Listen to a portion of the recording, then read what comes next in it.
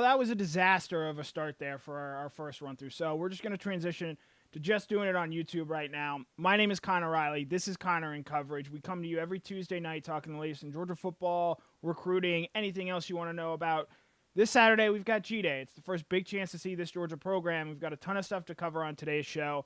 As always, we're doing this on YouTube at 8 p.m. and going forward, we are only going to do this on YouTube live at 8 p.m., just given some of the issues that we have seen tonight. So I thank you guys for tuning in and sticking with me as I continue to try to figure out in this space what we're doing, how we're doing it. We got some new production. You heard new production music off the top, new graphics. Hopefully each week you guys give me the chance to get better and better, and hopefully I take advantage of that because I'm never great at doing things the first time, but eventually you do them enough, you get to a point where people are at least acceptable of what you're able and capable of doing. So my name is Connor Riley. We're going to talk a little about Jordan Davis tonight. We're going to hear from KENDALL MILTON. We got to speak to him for the first time in his Georgia career. And then we're going to wrap up a little bit with what Mark WEBB said about TYKEE Smith, which I found very interesting on this morning's Dog Nation Daily. So we've got all that. We're going to take your questions at the end of it. Obviously, with G-Day this Saturday, it's going to be a ton on that. Who we expect to see play well. I don't know if breakout's necessarily a fair term, but what I'm looking for, what you guys are looking forward to seeing.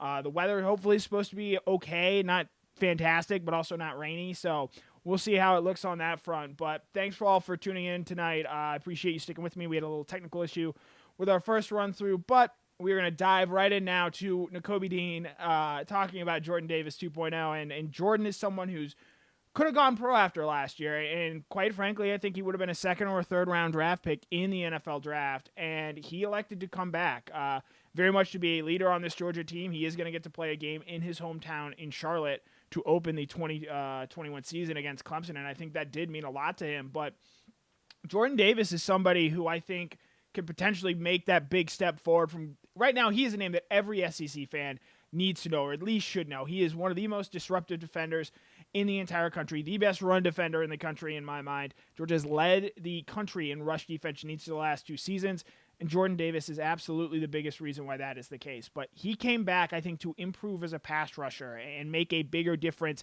in that facet of the game, increase his sack production. He only had a half sack a season ago, and I believe that big sack came against Cincinnati in the last game of the season. So if he's able to do that, Jordan Davis goes from being first-team All-SEC, a guy everyone in the conference knows about, to being a Quinnen Williams, Derek Brown, Javon Kinlaw, top 15 pick where everyone in the country knows about him. And so how does Jordan get to that point? That is, I think, the biggest thing that we are going to look for from Jordan, and not just us, but NFL teams, the Georgia team himself.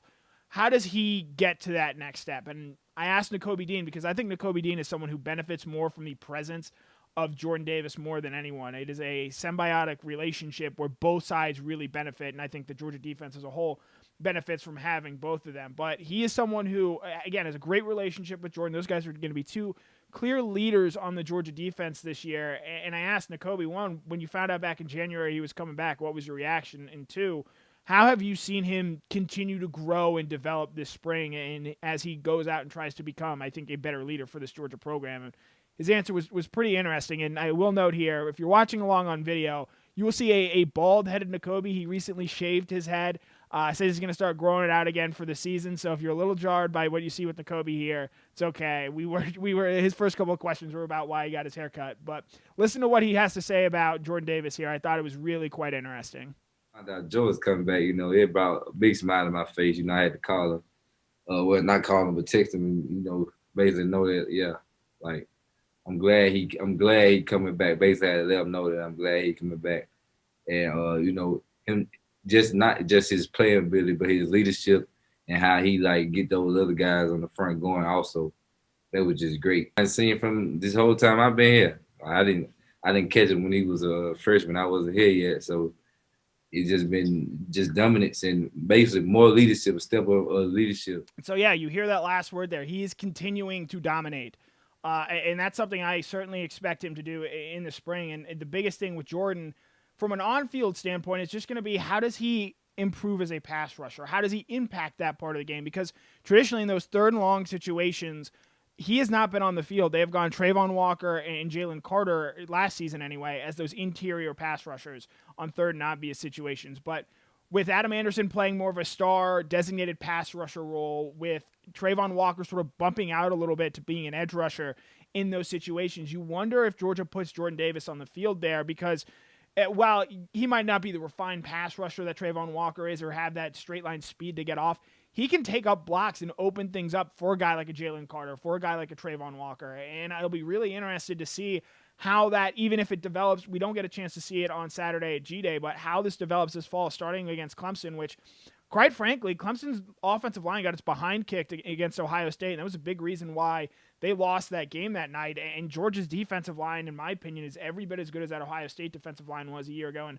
possibly even a little bit better. And Brandon and I and all of us at Dog Nation have said, whichever defensive line has a better success rate against an offensive line, or conversely, if you look at it from the other side, whichever offensive line has the better day against whichever stout front they're facing, it's probably going to determine who wins the game. So we talked a little bit about Jordan as a pass rusher and that being what we want to see him do going forward. So what does Kirby Smart want to see from him? And I thought, he's mentioned in the past Jordan's weight and keeping that in check. And that is absolutely something that he has done a fantastic job of. He challenged him, I believe, first before the 2019 season. He has continued to keep that in check and been a consistent player on the field. But I think Kirby Smart this time took it a whole step farther with what he had to say. And I expect, much like Jordan had met this challenge in the past, I expect him to meet it once again. Here was Kirby Smart from Saturday talking about Jordan Davis. Football's played so differently now, and there's certain games he's a much larger factor in. And some teams can try to make him a no factor when they're spraying the ball out, throwing the ball a lot, playing loose plays. It's harder for him to be a contributor when the ball game speeds up. So it's critical that he get in the best shape of his life. Part of the reason he decided to come back, was to be in great shape so he could create some more value. And that's one of the big things that he's working on. So, yeah, you hear Kirby Smart wants Jordan Davis to get in the best shape of his life. And if he's able to do that, that's going to go, I think, a long way in helping Jordan become the pass rusher that so many want him to be for this Georgia team, because that's how he gets on the field more, because he's going to play every run snap for the rest of the season for Georgia because he's just that good and that important. And quite frankly, with how well he has played in that position, teams are going to just naturally want to try and throw the ball a little bit more, because you saw it, and you look back at that Florida game last season where Jordan Davis did not play, suffered an elbow injury against Kentucky. Florida, while they didn't run great that day, they ran well enough, especially in the first half, where Georgia had to respect it. And I think because of that, you saw them have a little bit more success than they would have if a guy like Jordan Davis was in there. Obviously, everyone remembers Richard LeCounte was not out there, but Jordan Davis was, I think, just as equally big a factor, even though he would not have been covering those wheel routes. So what makes Jordan Davis so successful? Well, I posed that question to Warren Erickson tonight because he goes against him more than anyone should have to. I think it's a little unfair to expect one guy to have to block a talent like Jordan Davis that often, but I thought Warren provided some real good insight on what Jordan does well, why he is so good, and ultimately how he helps make Warren Erickson a center, someone who's trying to win that job and help improve that Georgia offensive line, how Jordan Davis ends up helping Warren Erickson and really this entire team get better simply because of his presence. So here's Warren Erickson talking a little bit about Jordan Davis and how he makes not just Warren better, not how Warren benefits from playing against a guy like Jordan Davis, but really how the entire team benefits from Jordan Davis's massive presence. He's something different. So I'm very glad that he is on our team for sure. But yeah, I mean, I think that going against him every single day, I think I noticed myself getting better in different aspects I needed to. And, it's definitely been a blessing being able to work with him and so that we can both improve our games. Yeah, quite frankly, having to block Jordan Davis every day in practice seems wildly unfun, but it's something that I think Warren recognizes is going to make him a lot better. That Georgia offensive line we talked about a little bit ago, they opened the season against a Clemson front that's got Brian Brzee and Tyler Davis, who might be the two best defensive tackles Georgia sees all season. And then if Georgia is able to get to the SEC championship at the end of the year, I think they're going to see an Alabama team that has an equally stout front. And playing against a guy like Jordan Davis every single day in practice, while it might not match the intensity and speed that those game situations do, it is absolutely going to help prepare Warren Erickson, Cedric Von Pron, Justin Schaefer, Jamari Sire, whoever makes up the interior of that Georgia offensive line better. So with Jordan Davis, the big thing, the reason he came back is to go from a borderline first-round draft pick or a second-round draft pick where you sort of see Eric Stokes and Tyson Campbell now are, to being that no doubt about it stud interior defensive lineman that can be an absolute game wrecker in both the pass and the run. And so how does Jordan go about doing that? Well, he's continued to dominate this spring, and he's become a more vocal leader, which is obviously going to make him, I think, a more attractive NFL draft prospect. But it's for him to continue to get in better shape, not just get to where he has always been, but improve upon that to where he is able to, while still keeping that same power in the run game, possess the finesse and speed abilities to be an impact player on all three downs. That's really difficult for a defensive lineman to do. There's a reason Georgia hasn't really had that in a while, just because those guys are rare. But Jordan Davis and Trayvon Walker as well, because Georgia's going to ask him to do the same thing, are those rare type of impact players that national championship teams always seem to have. And I think if you get that in Jordan Davis, it's going to go a long way in helping not just himself become a first-round draft pick, but it's going to make Kobe Dean look a lot better. It's going to make that Georgia front seven and really that Georgia secondary look much, much better as a whole. So if Jordan Davis gets in the best shape of his life, as Kirby says, and shows up as a pass-rushing presence, as I try not to trip over my words there, for this Georgia team, it's going to go a really long way in helping everyone else. He is, for a while, I have said, the most important player, and I hope that these quotes from Nakobe, from Kirby, from Warren Erickson tonight really help illustrate all that Jordan Davis does for this defense and what he means to this program. So that is sort of our first challenge of the night. Not challenge, but topic, so to speak. Talking about Jordan Davis there. My name is Connor Riley. You can follow me on Twitter at @KConnorRiley.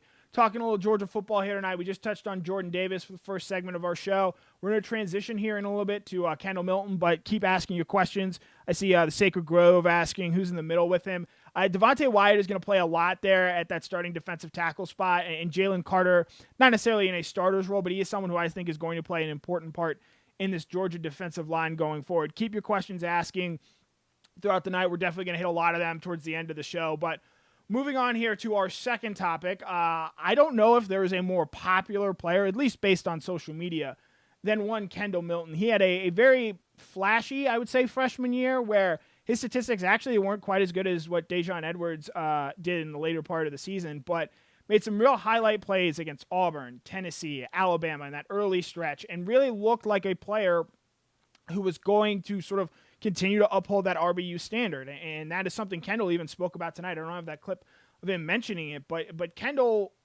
as much as, and he was asked this, as much as you want Georgia to be a vertical passing offense, Kendall's here to say, hey, we're still going to run the ball, and we've still got really, really good running backs. So with that being the case, how does Kendall Milton get on the field more consistently? Because Georgia brings back Zamir White. They bring back James Cook. Kenny McIntosh is going to come back from his elbow injury. It's a loaded backfield. As Nakobe Dean said, and I don't have this clip to play for you, but he said, the amount of talent we have in this running back room is crazy. So how does Kendall get on the field? Well, that's something that he and Del McGee have really worked on and talked about this spring. And there's two sort of prevailing thoughts here of how that goes about happening. The first, pass protection. Kendall talked about that right here off the top. I actually feel like I'm a great leader. I've never been that super like vocal person, in practice. But one thing that I try to do is lead by example through the workouts in the classroom and practice. I've been trying to be a lead by example, throughout the whole thing, because I feel like, especially with the younger class coming in and new guys coming in, I feel that they watch a lot of our moves. Even though I'm not considered an older classman, they still watch our moves and what we do. So, that's one thing that I've been focusing on. So, yeah, it talks about pass protection. I think, from my perspective, the clearest difference between Zamir White and Kendall Milton right now, and why Zamir is probably going to still be Georgia's leading rusher, is because, or at least the running back that plays the most snaps, is because Zamir White is the best pass protecting running back. And as a team that tries to be a more vertical, explosive passing offense, as Kirby Smart had said this past week, you need running backs that are going to be able to pass block for your quarterback so that they can hit those deep downfield shots. Zamir does that better than anybody. So Kendall recognizing that and taking that next step this spring is going to be a big reason why I think potentially he does end up playing more in a larger role this coming season, even in a very loaded backfield. The other part that Kendall had sort of talked about really improving was the pass catching game as well. He did have a big catch in that Peach Bowl win over Cincinnati, and I think that's something where James Cook is obviously going to be the number one guy in that role, but Kendall and Zamir White has done this as well. They want to continue to show that, hey, they can be playmakers out of the backfield. Maybe not to the same extent that James Cook was, but similar to what Kenny McIntosh was able to do at the end of that Peach Bowl, where they felt very comfortable putting him out there and hitting him with a couple of short passes that he turned into significant gains for Georgia to win that game. So the second part that Kendall's really wanted to focus on is in that pass catching aspect. I'm trying to raise my game with the pass pro and just trying to fill in all the gaps that, I felt I kind of lacked over the years that I didn't really get too much practice in. So, at this point right now, I feel that a lot of the weaknesses that I had, I feel like I've, put a lot of work in the off season and done a lot of things to be able to, turn those weaknesses into strengths. So, I feel like this off season I've been able to kind of flip the script a little bit. So we've heard a lot from Kendall about wanting to improve and getting better this spring. And based off that, if you're new to Dog Nation, if you're, haven't really been paying attention a whole lot this spring, you want to, well, where is Kendall Milton in terms of, making an impact? How is he progressing? And I can tell you from what I've heard, he is I think a clear winner this spring, someone who has clearly gotten better, turned a lot of heads, made it clear that, hey, while Zamir and James Cook coming back are great, even if they were gone, Georgia was going to be just fine at this running back position because they have a talent like Kendall Milton who, in addition to being a physical runner, is now able to really focus on those finer aspects of the game where he is able to pick up pass protection, be a better pass catcher, be a more complete all-around back. Similar to us talking about Jordan Davis at the top of tonight's show, Kendall, if he's going to see the field, he's going to have to become a more complete player. And expecting him to be a 3-down running back this year, I don't think is necessarily fair to him or because of the fact that Zamir White and James Cook are both returning. But Kendall Milton is without a doubt a very big winner from this spring period. And I'll have a winners and losers up next Monday sort of talking about all this. But while we heard Kendall a little bit talk about the things he wants to improve on, I think it's also important to play what both Kirby Smart and Warren Erickson had to say about Kendall Milton, because while we focused a little bit on how he can improve and get better, it's clear he's already done that. Here's what Kirby Smart had to say after this last scrimmage, where Kendall had a couple of big runs in there. I thought Kendall did a really nice job today with some physical runs, who he is. I mean, we had a couple third and shorts, fourth and shorts that he was able to convert as a big back and do some good things. To me, hearing that Kendall is taking those third and short, fourth and short carries is interesting because a season ago that was a role Zamir White held and did fairly well. I know everyone wanted him to be better than he was, but actually if you look at the statistics, his success rate in those circumstances was actually pretty good for all things considered. The reality was he was just in a lot of those situations, and so he would have more misses or more short yardage gains than you would expect. The other thing that we learned about Kendall tonight is sort of what Warren Erickson had to say about him being a sort of powerful runner and really how that impacts and opens up the rest of the offense. So here's what Warren Erickson had to say about his teammate, Kendall Milton. You made a perfect point right there. Our running back group is really talented. Kendall's another really talented guy. He's powerful. He's smart. He's agile, and he just brings all the great traits that a good running back should have. So with Kendall, sort of like Jordan Davis tonight, there's sort of a theme. How do they go to be complete players? With Kendall, it's pretty simple. Anyone who watched him a season ago saw how physical he ran, what he was able to do when the ball was given to him out of the backfield. He is able to make guys miss. He's able to run through opposing defenders. How does he take that next step to where he is on the field a lot more? How does he go from, say, that DeAndre Swift role that he was in 2017 where he was behind Nick Chubb and behind Sony Michel, sort of a change of pace running back that really made a difference in a couple of big Georgia games that season? How does he go from that to being that DeAndre Swift in, say, 2018 where he was, while he split time with Elijah Holyfield, when the game was on the line, DeAndre Swift was getting the ball in 2018. And I think Kendall can absolutely develop into that, even with the presence of James Cook and Zamir White, because those guys, I think, have clearly defined roles. Zamir, leading ball carrier, he knows all the checks, leader by example, great in pass protection, is going to make the right play. He may not be as explosive, unfortunately, because of the 2 knee injuries that he had suffered, but he is always going to make the correct play for this Georgia team, and that is absolutely something Kendall can continue to do. And Kendall admitted as much that he has learned a lot from Zamir, from James Cook, because James Cook, obviously not the in-between tackle runners that Kendall and Zamir are, but as explosive as anyone on this team, and is going to absolutely be used as a wide receiver threat out of the slot in addition to what he's able to do in the backfield. And if you don't think that college recruits are looking for how Georgia's going to use, say, a James Cook type, you're out of your mind, because that is something that running backs, as they continue, I think, to be marginalized in the modern game just because there are so many good ones that it has sort of unfortunately devalued the position. If you're able to show that you're able to do multiple things with your running backs, catch passes, use them effectively out of the backfield, and use them as slot wide receivers, a la how the Carolina Panthers and Stanford Cardinal had used Christian McCaffrey, I think that's going to help you continue to attract that next wave of running back. So that's going to be, and for Kendall Milton, they expect him to be James Cook this season. One, to expect him to ever be James Cook, I don't know if that's fair. But with Kendall, the big thing that I'm looking for this season, I'm not putting he's going to be Georgia's leading rusher or he's going to be a huge breakout candidate.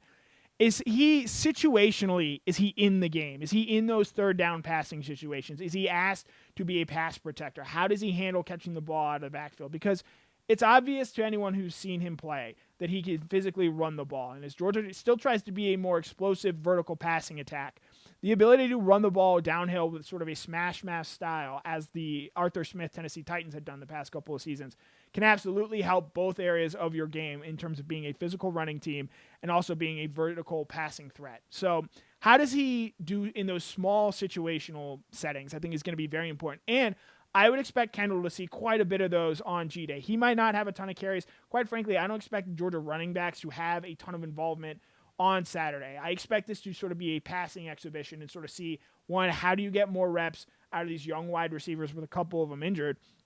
And two, how do these young cornerbacks get tested and improve? I think, and because of that, we're going to see Kendall Milton in a lot of those situational settings. Samir White and Dejon Edwards as well. But I think that's the thing. And if he shines in those examples, and again, it may not be apparent on the box score. You might look down at the end of the day and say, oh, Kendall Milton only had 7 carries for 31 yards. He didn't exactly have the spring that I guess I thought he would. No, that's not true. Kendall Milton has absolutely shined in the first 13 practices for Georgia so far and is without a doubt a big winner. And I am interested in seeing how that carries over into the fall. So our second topic of the night, Kendall Milton, how does he improve?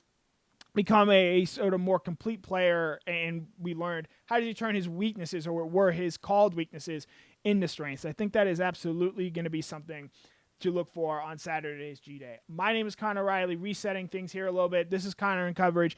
We do this every Tuesday night on YouTube at 8 o'clock, and we will only be on YouTube going forward. Talking all things Georgia football, we've got G-Day this Saturday, 2 p.m., SEC Network Plus. Might be a little difficult for some of you to find, but check Dog Nation. We're going to have live updates as well as instructions for you to how to find G-Day on the SEC Network Plus app going forward. It's going to be a fun time. It's really first time seeing this team in person this spring instead of hearing the usual whispers that we hear from practices and scrimmages.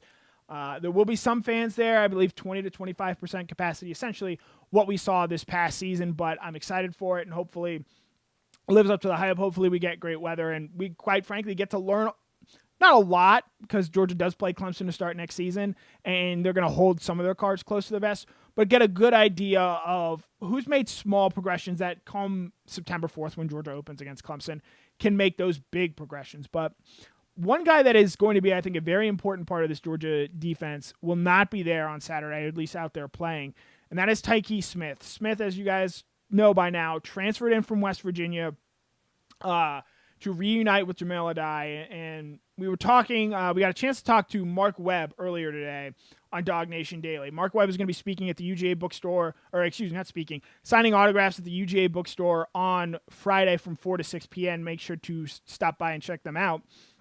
Along with on Saturday as well, DeAndre Swift, Richard LeCount, Azeez Ojulari, Vince Dooley, they're all going to be there from 10 to 2 p.m. So make sure to stop by the UGA bookstore and see them. But TYKEE Smith, someone who Mark Webb actually knows pretty well, and beyond that, knows the role that TYKEE Smith is going to be stepping into perhaps better than anybody. Mark Webb and TYKEE Smith both come from the Philadelphia area. There's a familiarity there, and I'm going to play you guys a clip of, first, Mark Webb talking about TYKEE Smith, what he had to say about him, because I think this is really eye-opening, and really a kudos to Mark, who recognizes just how good TYKEE Smith is and what he can potentially bring to this Georgia team. So this is Mark Webb talking about new incoming transfer defensive back TYKEE Smith. Yeah, I know TYKEE very well. That's my young. Well, for my city, you call him, that's my young buck, but that's my guy. And it's just like I wouldn't rather nobody else come to Georgia but him, because he's a great fit. He's a great kid. You get what I'm saying? He comes in, he holds himself accountable. He holds other people accountable. he comes in. I know he's gonna be ready day one whenever he steps on the field. And he's a baller. Like, of course I had to see him. You know what I'm saying? He's one of the best players to come out of Philly, defensive wise and offensive wise. He's a better. You know what I'm saying? I feel like he's a better me, and he's gonna go out there day one and make plays as soon as he gets out there. So, you know what I'm saying? Expect a lot from him. I expect a lot from him, and I know he's gonna have a great Georgia career. So, yeah, the big quote there, he is a better version of me. I think that should excite a lot of people because Georgia really needs TYKEE Smith's playmaking with this secondary. I like Lewis Cine and Christopher Smith a lot, but to this point in their careers, they have not necessarily shown that they are the same playmaker that Richard LeCounte was a season ago, and when he went out, I think that was pretty clearly the biggest thing that this Georgia secondary missed was they just didn't have someone who could be around the ball, force interceptions, force fumbles, things of that nature. And I think TYKEE Smith showed at West Virginia that he could do that. That's why he was a third-team All-American. That's why he was such a coveted transfer player. And I will note, is reuniting with Jamil Adai, his defensive backs coach at West Virginia for the past 2 seasons. So with that in mind, where does TYKEE Smith project? He's not a cornerback. I do not expect him to see him out there.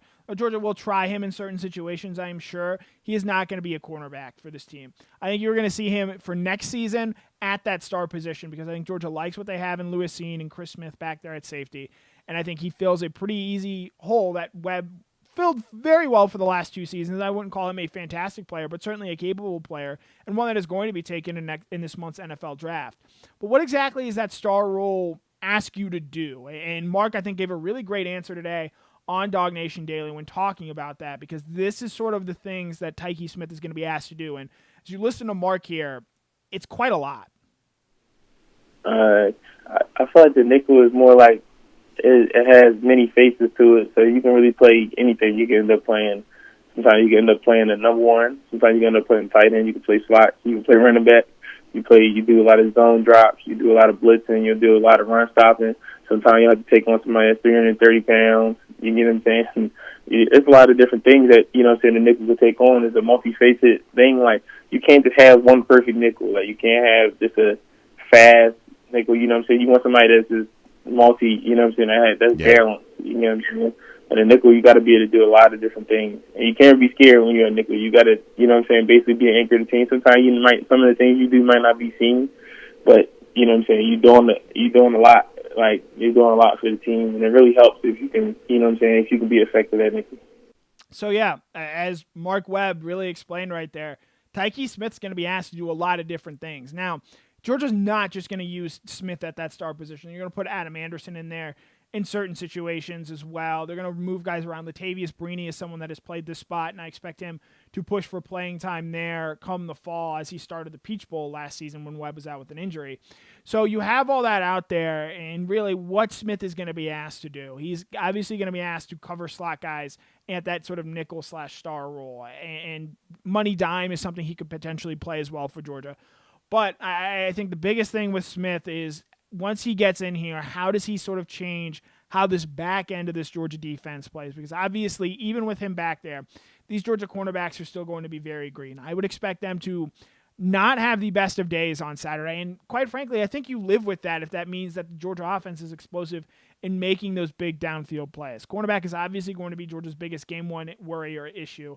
And while they do have talent back there, Nyland Green, Keely Ringo, Jalen Kimber, Amir Speed, they just need a game experience, and I do think eventually Kirby Smart, Dan Lanning, Jamil Adai are good enough back there to scheme up ways to sort of slow teams down. And because really you look at the last couple of national title winners, they didn't have all-world defenses, I would say. They had capable defenses. They had great players on them, and I believe Georgia has that. But those championships were won because of elite offenses. And the reality is in today's college football, elite offense just beats great defense. And so with Smith in mind, him coming in, the biggest thing that he has to do isn't he's not going to turn the Georgia cornerbacks into lockdown corners. They're not going to feel much, much better about playing next to him back there in the secondary. How does he create those negative plays? Because that's what Georgia really needs. They need those interceptions, those forced fumbles, those tackles for loss, which Smith had 8 of last season. The best way to win defensively in today's modern age, it isn't to make teams drive the length of the field on you and try and limit explosive plays. Georgia's tried that the last 2 seasons, and while it's won them a lot of games, they've also lost to the best teams on their schedule because those teams were able to consistently hit explosive plays. So you need to create more sacks, more tackles for loss, more havoc plays, impact plays. And that is something that Smith is really going to be asked, I think, to do a lot of. Something that Mark Webb, quite frankly, wasn't, because that just wasn't the way this Georgia defense had played. But I think you saw last season, Georgia started to become a bit more aggressive in certain aspects of how they play defense. Yes, they were still the same press man coverage, two deep sort of look from time to time, but they really encouraged their front seven to get after it a bit more. They had, I believe, 32 sacks, and if you equate that over a 13-game schedule, they would have gotten to that 40 number that has been thrown out there a lot. Yes, they do have to replace Azeez Ojulari, Jermaine Johnson, Monty Rice in that front seven, but if this Georgia is going to be a more impactful defense and a defense that can help them maybe not shut down those elite offenses, but help them win games, it's going to be because they are forcing those negative plays. And that is the biggest thing for me that I look forward to seeing TYKEE Smith do and really bring to this Georgia secondary, because they have guys like that on the defensive line in Jordan Davis and Trayvon Walker. I think they have it at the linebacker spot with Nolan Smith and Nakobe Dean. I'm not sure right now if they have that back there in the secondary. Lewis Seen is a great hitter, but he hasn't necessarily made the interceptions and tackles for loss quite yet that we have seen, even from a guy like Richard LeCount. And if TYKEE Smith is able to bring that, you have a disruptor at that first level, second level, and third level of defense. And that, in addition to a vertical passing offense that takes the shots downfield and makes explosive plays, I think is the recipe needed for Georgia to win a national championship. Because really, that's why TYKEE Smith came here. That's why Kendall Milton came here. That's why Jordan Davis stayed. These guys came here to win national titles, and ultimately we're going to get our first look at Georgia on Saturday and seeing how they go about do that. And while this is the first step in the journey, the end goal is still to win a national championship. And so how Jordan, Kendall, TYKEE Smith, a lot of other guys we're going to talk about over the course of the summer, improve and make those steps, are going to determine whether or not Georgia gets there. So that is our main three content items tonight. We talked about Jordan Davis, talked about Kendall Milton, talked about TYKEE Smith. Got about 32 minutes now, so we shall open it up for questions, thoughts, G-Day predictions, whatever you guys want to talk about. We will dive right in. Sacred Grove asks, I'm looking to see Keely Ringo, Nyland Green. I'm guessing Brock Bowers, Dom Blaylock, Amarius Mims, and Sori this Saturday. I will say Dominic Blaylock will not be out there. He is still working his way back from his ACL injury. He's about 8 months, I believe, now, if I'm doing the math off the top of my head there. I wouldn't expect to see Marcus Rosemead either. Jermaine Burton will not be out there as he deals with his hyperextended knee. But Arian Smith is going to be out there, and I think if you're looking for a skill player that I'm most curious to see how he gets involved, it is Smith. I know Brock Bowers is someone who I'm going to have a big story on Thursday and what he brings to this team. But Arian Smith is, like we sort of talked about with Jordan Davis earlier, a one of one. And no one on this team has the speed that Arian does, at least on the offensive side of the ball. And so how Georgia uses him to stretch the field, to make plays downfield, I think it's going to be really interesting. And I know John Adams asked, did we scout Clemson's game? Is Clemson scouting ours? This stuff is going to be available to them. They're going to have film on each other.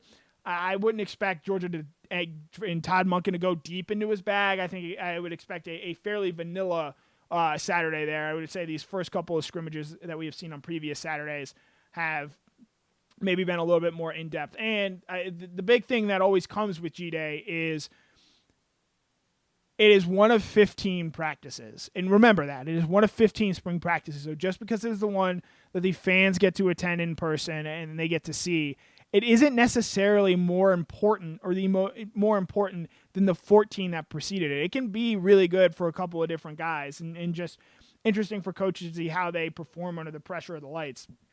But at the end of the day, guys like Kendall Milton and Carson Beck, regardless of what they do on Saturday, have already had great springs and made, I think, the strides that you need them to make going into this fall season. So it is not necessarily a make or break, or if a guy you really want to see, say a Keely Ringo or a Nyland Green, doesn't necessarily have the day that you want him to have, it's not exactly the end of the world, and it isn't exactly a chance to sell stock because they had one bad or one not even great spring practice performance, because they had a bunch of others. And again, you know, a lot of the guys that we mentioned right there are all young guys that we want to see improve. And for some of them, Brock Bowers, Amarius Mims, Nyland Green, it's their first chance at playing in a big semi-capacity crowd, a not insignificant crowd in Sanford Stadium. And so it's okay to not be great at things your first time. I think anyone who's watched me tonight, it's okay to not, you know, be, I don't know, rookie of the year.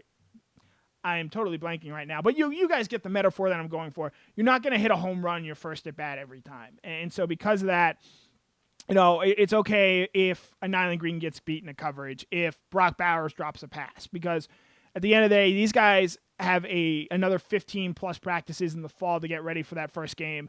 And guys like Brock Bowers, Nyland Green, Xavier Soria, I saw throw out there, those are guys Georgia needs to be ready, I think, by game 13. Game 1 against Clemson, while yes, it is pivotal, the guys that came back are really going to determine that game. On the Georgia side, it's JT Daniels, Zamir White, Jordan Davis. On the Clemson side, it's James Goloski at linebacker. It's Justin Ross at wide receiver. Those guys are going to be the ones that I think determine who wins that first game. But that last game, that game that is ultimately, I think, going to determine who gets in the college football playoff, that's the game where you need to see those freshmen ready to go. So, Colby Curry brings up Carson Beck versus Brock this Saturday primetime. Not to rain on the parade a little bit here, but I would expect to see a healthy dose of Stetson Bennett as well. I think Brock Vandagriff, as much as I liked him and I've talked about him, as I've said, he's the quarterback for the future for Georgia. He's probably going to be your fourth string quarterback on Saturday. And Carson Beck is someone who has had as good a spring as anybody, and I'm really interested to see how he puts an exclamation point on it this Saturday, because if you were looking for a quarterback competition going into 2022, I think you really wanted to see Carson sort of make those steps, because Brock Vandagriff is physically gifted. He has all the traits you would want in a quarterback. And Carson has really made the most of his opportunity this spring, where he does have a leg up on Brock just because Brock is in his first semester trying to sort of get things figured out. So if you, Carson Beck is absolutely one of the most interesting, and in fact, I would say even more interesting than JT Daniels to watch this coming Saturday. Let's see. Mike Bugoli, and I'm sorry if I butchered your name there, Mike. Who wins, Truss or Jones? This spring, I think we can declare Xavier Truss the winner. I do not know if he's going to be the starting left tackle come Clemson, but he will be the first team left tackle on Saturday on G-Day. From all we have heard and from Kirby and players so far, Truss is someone who has made the most this spring and has shown that he is a good bit ahead of Broderick Jones. Now, Brandon and I had sort of talked on this earlier today. What if, Jamari Sawyer does have to be your left tackle, but that means you get, say, a Tate Ratledge at that right guard spot? What if Georgia's best five is with Tate Ratledge and not necessarily Xavier Truss or Broderick Jones? I think that is something to watch for going forward. But for this spring round, I would say Xavier Truss is the, I think, clear winner at that left tackle spot, and we'll see how that matchup plays going into the fall, but right now I would give the advantage to Truss. Let's see. Let's do one more question. Sacred Grove asked, and we'll go out on this. Who do we think will be the return guy? I think it's going to be Karis Jackson. It's a role that he had a season ago, sure-handed, made the right play, had a couple of nice returns. I do think there's a high upside option in Arian Smith, and I'll be interested to see how Georgia goes about getting the ball in his hands in those situations. Georgia also has another option in Dominic Blaylock, but given his knee injury, I don't think they're necessarily going to rush to put him out there. But that is a role that he held his freshman season back in 2019 when he was healthy. So Georgia is actually pretty well stocked at those return spots with guys like Kenny McIntosh coming back, who had a couple nice returns last season. James Cook can do it as well. I know Zamir White is back there, but he's an excellent blocker on kick return. So punt and kick return, really special teams as a whole, Georgia is very much set with Jake Camarda coming back as your punter and Jack Podlesny coming back as your kicker. I expect special teams to once again be a strength for this Georgia team in 2021. So that'll do it for us tonight. Remember, this is Connor in Coverage. We are on every Tuesday night on YouTube at 8 p.m.-ish. Still trying to get there at 8 p.m. every time. But we're working there. Tomorrow night, you have Before the Hedges with Jeff Sentell. He's going to have a big recruiting look ahead, as the NCAA is expected to announce this week that the return of visits will begin on June 1st. A bunch of guys have already scheduled their official visit weekends, and that is definitely going to be something to pay attention to. I've got Cover 4 on Thursday previewing G-Day. That should be a lot of fun. And then obviously Brandon Adams through the rest of the week. Make sure we check out and stay tuned to Dog Nation with G-Day coverage on Saturday, 2 p.m. It's going to be a lot of fun. We're going to do a ton of cool stuff. Obviously, a post-game show with Brandon Adams and Terrence Edwards from the UGA bookstore. So thanks for tuning in tonight, guys. My name is Connor Riley. I had a great time talking with you, catching up. Next time I see from you, or next time you guys see me as I try to nail the close here, we will be wrapping up G-Day, talking about what we saw, what we learned from the big event, and really what Georgia needs to continue to improve upon going into the offseason. But thanks again for tuning in, guys. My name is Connor Riley. This has been Connor in Coverage. Have a great Tuesday night.